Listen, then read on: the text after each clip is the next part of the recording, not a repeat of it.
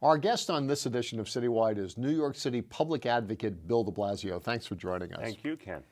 Is the job of the public advocate just to be the sort of public scold of the mayor? No, not at all. The job is it's an oversight role. It's a check and balance on the mayor and the city agencies, and it's absolutely necessary. You know, the folks who put together the city charter in 1989 gave tremendous new powers to the mayoralty, and they had a very clear sense of the fact that they needed to balance that in a variety of ways. And to some extent that was done by giving some additional power to the city council. But in the absence of the Board of Estimate, which you remember well was a serious check and balance on the mayor, the decision was made to create the public advocate's role. It's a citywide elected official with a mandate to be a real watchdog.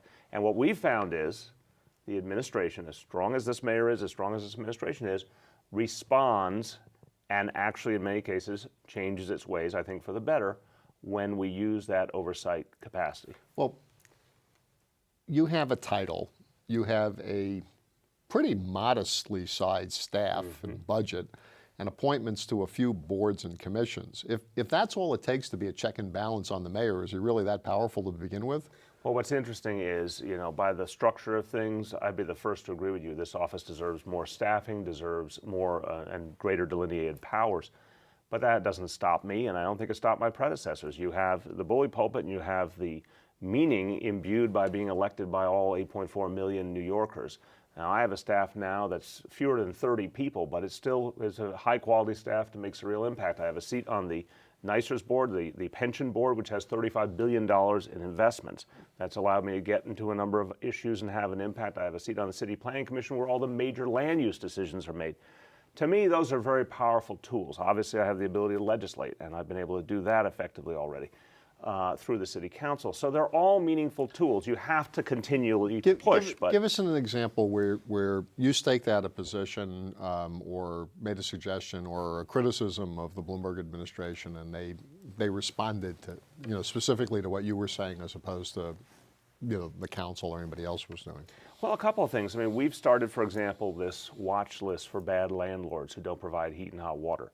Now, I will give the administration and the housing agency, HPD, credit. I think they were doing some of the right things to stop this problem, but it wasn't enough. I mean, clearly, you know, unfortunately, thousands of New Yorkers in the middle of the coldest months were experiencing regular cuts in heat and hot water. We took a community organizing approach, a very public approach. We were going to shame these landlords. We were going to stay on them, work with tenants. It's had a very big impact, and the fact is that that's something the administration wouldn't have thought to do. But now they're working with us to actually expand our ability to get that done. They're reviewing whether these landlords have leases for city buildings, for example, or city agencies, I should say. So that's one example. What we're doing with parents in public schools, which I've said from day one is a huge mistake of this administration to not involve parents in decisions about their children's education. It's been a crying need. We're having a struggle with the administration on this. But last year we did a survey of parents in schools that have been co-located, you know, charter schools and traditional schools put together, for example, in the same building. We showed that parents were being kept out of the loop, that there wasn't a serious process to ask them what they needed to make the arrangement work or to give them real information. We got a series of concessions from the Department of Education. Now, I'm bluntly not happy with the way they're handling these recent co-locations, and I don't think they're following through on the spirit of what we talked about at all. But we got some concessions that I hope to make larger and more meaningful over time. It's never a perfect equation, but I know there are numerous instances where we're making progress and where we're able to organize people affected to keep pressure on the administration to make changes. You mentioned using community organizing techniques. When you ran for public advocate in terms of, I think was almost a reinvention of the office after your predecessor left, you talked a lot about going in and teaching communities how to organize themselves. How has that played out, you know, now that you've been on the job for a while? I think we've had a good beginning. Nowhere near as much as I want to do, but a good beginning. I think these two examples are illustrative. We've talked to tenants all over the city who are in these buildings, you know, no heat or hot water, maybe other problems too, security problems. What we have heard consistently is, you know, they weren't getting support from city agencies, and when they tried to organize, there was no sense that the city was on their side. We've actually gone in as part of the city government and said, we want to help you organize, sustain your capacity to get the landlords to make real concessions. And I think take a case like Flatbush Gardens. I think you know that development used to be called Vanderveer. That's a case where we're working with tenants and local elected officials, and because we have a very public approach and a very cohesive approach, it has amplified their voices, and we've gotten serious concessions from the landlord there that I hope will really change the quality of life. That, again, would never have happened with a traditional government approach. I want to keep doing this more and better, but I can see already this approach is working. How often do you talk to Mike Bloomberg, and what do you talk about? Not too often, I'll be honest with you. I mean, we've had a series of conversations since I came into office. I mean, most notably the day after the election, the November election, 2009, we got together and had lunch. I said in my campaign, and I've said since, there's a lot of things I agree with the mayor on. There's a lot of things I think he's done very well. I think he's handled, by and large, the budget process very well. A lot of what he's done on the environment, a lot of what he's done in healthcare, I couldn't agree with more. I was one of the first supporters of the first smoking ban, for example. But there's other areas where I think he's really missed and missed consistently. The role of parents in schools, for example. I think on a number of the social service areas, he had a great plan to reduce homelessness by 2/3, never backed it up with the kind of actions necessary. There's a lot of areas where I disagree, but it's respectful from my point of view. But there's not a close personal relationship. Most of my conversation with the administration occurs with deputy mayors and commissioners. And he seems to have gotten off to a rocky start this year. The city time contract, out of control, allegations of corruption associated with it. The 911 contract, not much better. The blizzard that didn't seem to have been handled well over Did you Christmas. mention Kathy Black yet? The nomination of the school's chancellor, which he was able to get what he wanted, but seems to have done some damage to his reputation as a skillful manager. Right. Third-term blues, run of bad luck. What's going on? It's all the above. I mean, the Kathy Black decision not only hurt his political capital, but hurt her ability to do the job. And you and I both have been around in New York City, and I think we would realize she is literally I'm going to use the phrase alternative to be polite, the most alternative choice we've ever had for chancellor. Vast majority of chancellors came out of education. A few, like Harold Levy or Joel Klein, had other public experiences and other connections to the public school system. This is literally the farthest we've ever seen from sort of the traditional notion of what makes for an effective chancellor. Had she been announced in such a fashion where she, in effect, showed the world what she had, spoke to the issues, which is what I urged. I never said she couldn't do the job. I said this requires a different kind of a public process, a real unveiling of who she is, not keeping her under wraps. Because they did keep her under wraps, it really fundamentally harmed her ability to do the job. Okay, but let's take another example, because the mayor appointed John Rea as the chairman of the New York City Housing Authority, didn't really consult with anybody, did the same kind of confidential search that they did with Black, only talked to whoever he wanted to talk with. Rea had a background on Wall Street, very successful executive, but had no public housing experience, and a number of your colleagues in government said that this is a disaster. What can this guy possibly, know about it? But he's actually turned out to be a very effective leader for the Housing Authority.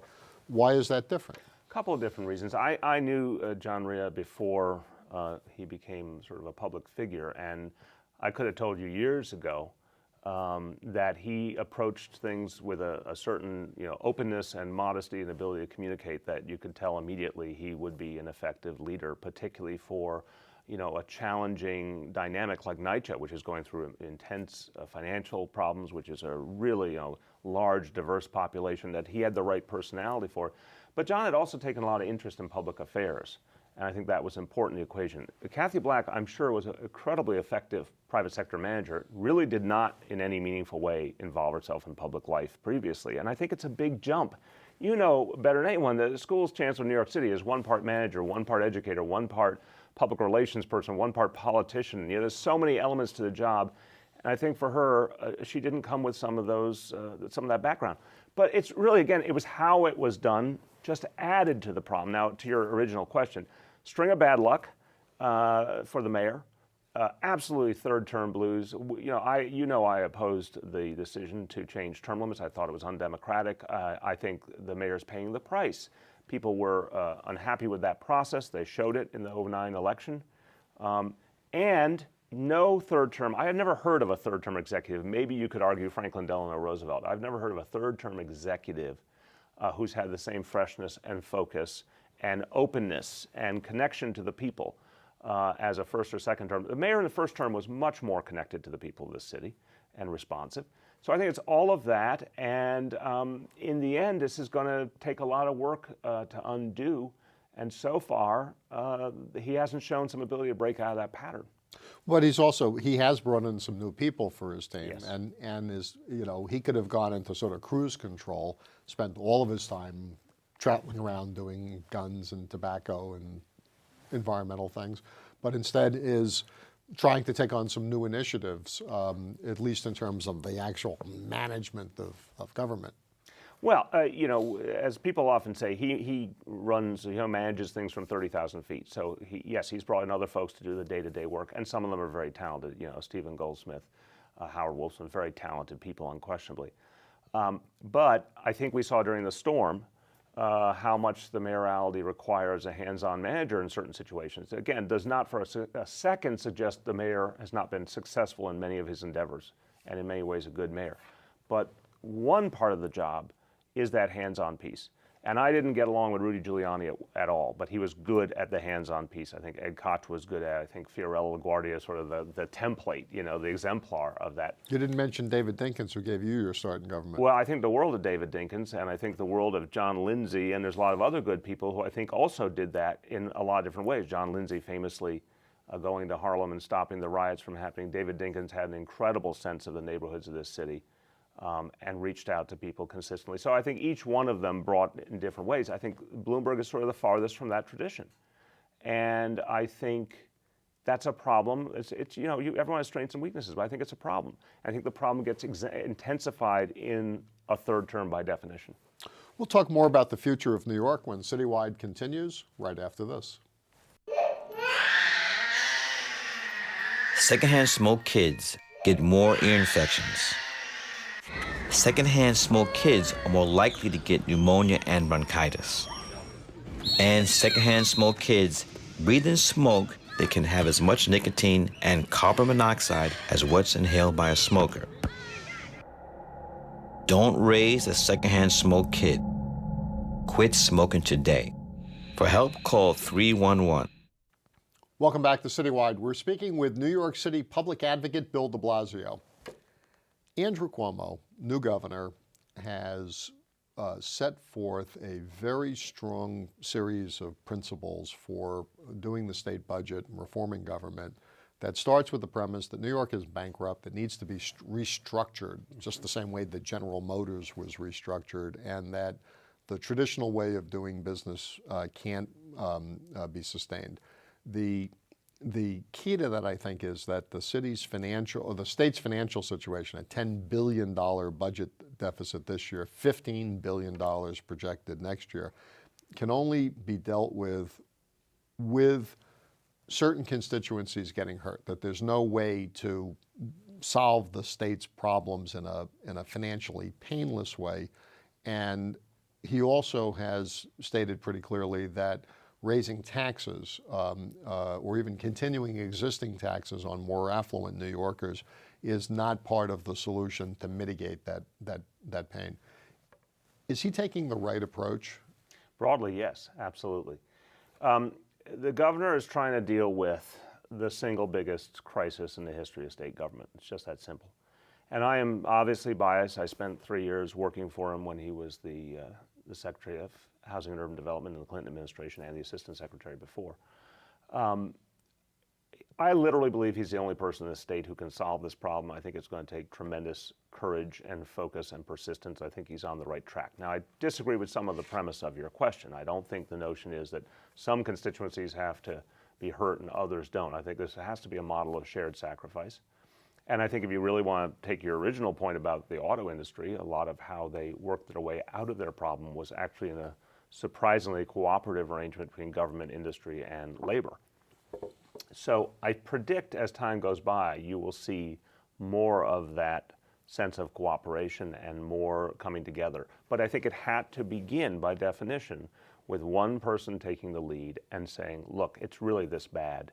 We really don't have a choice but to change not only the budgeting process, but we have to get this number. We have to get it done by April 1st. We have to change the way things are done.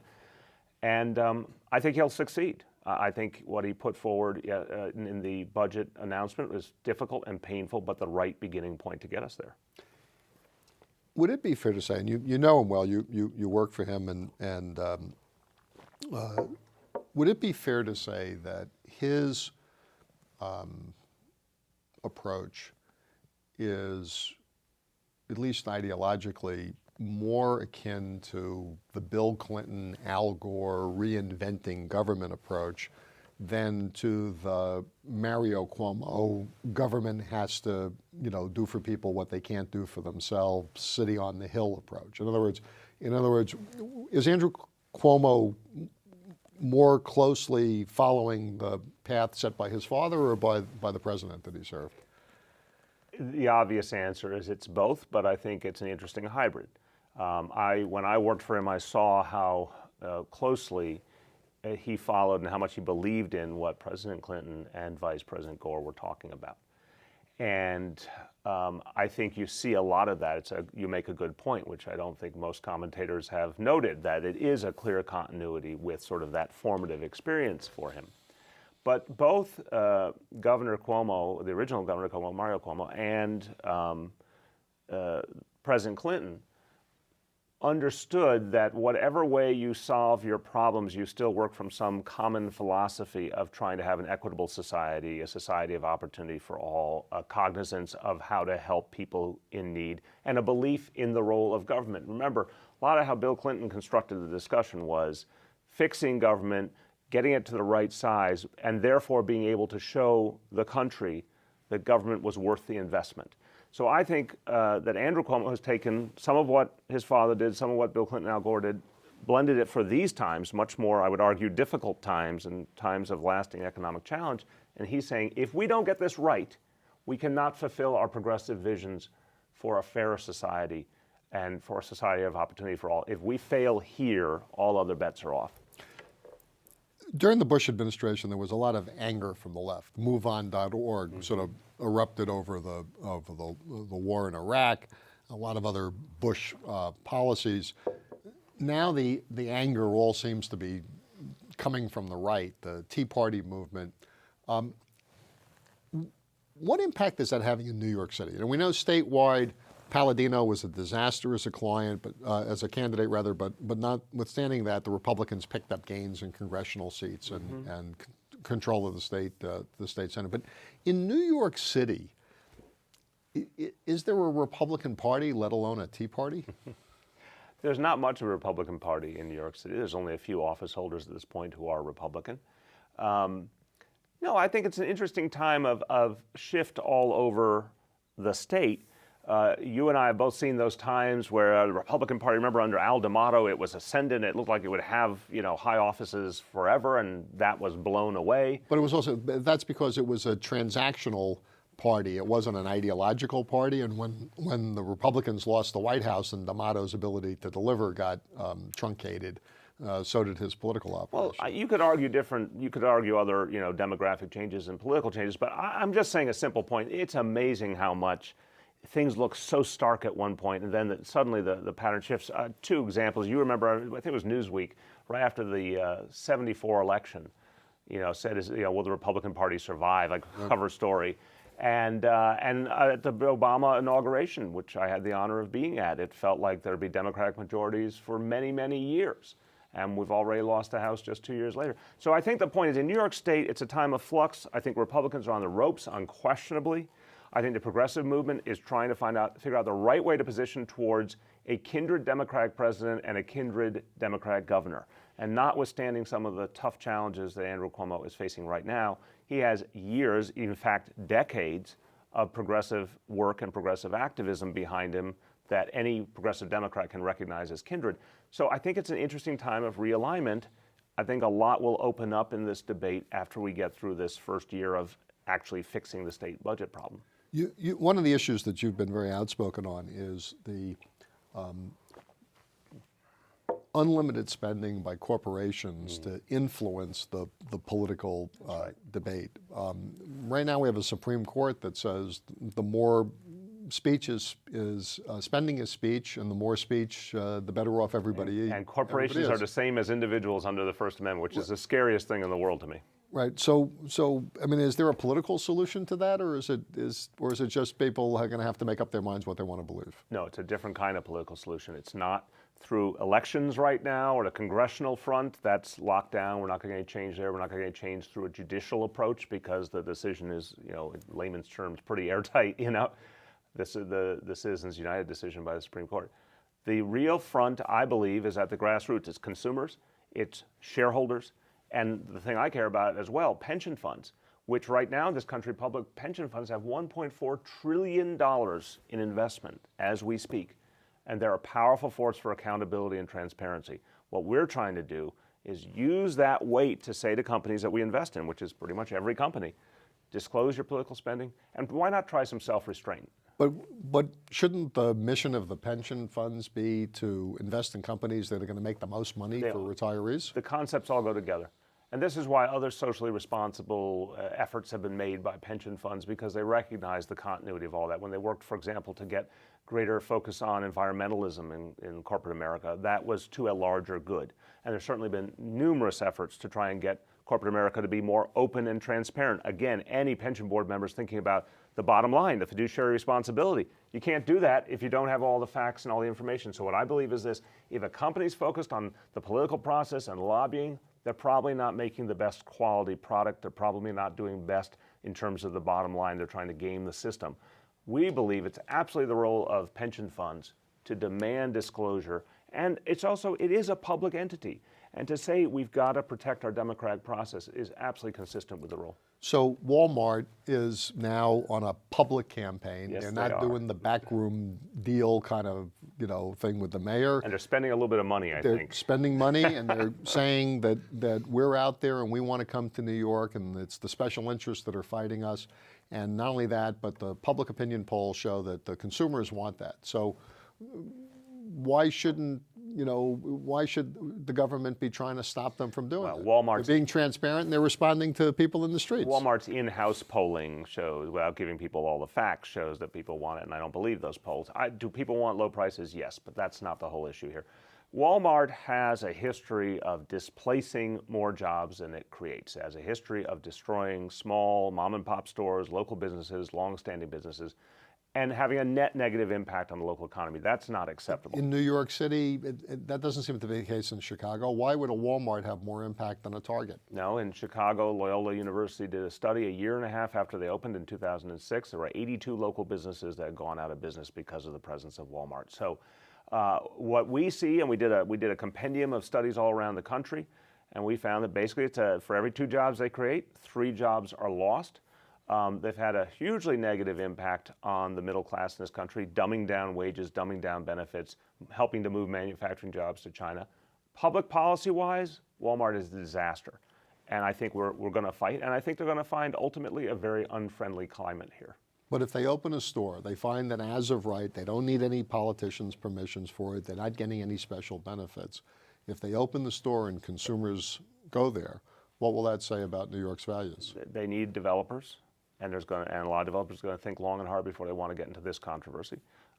They still have to deal with public opinion, and if this battle rages more and more, and I think it will, they'll have to decide, is this really worth the time and energy? And I think when people start to see, if they even do come in here, and I don't predict they will, but if people start to see all the local stores knocked out, because they do what's called predatory pricing. They literally price to help knock out the local stores so they can dominate the local area. When people start to see that, you're not going to see the ability of Walmart to expand in this city. My thanks to New York City Public Advocate Bill de Blasio. I'm Ken Fisher. Thanks for joining us on this edition of CityWide.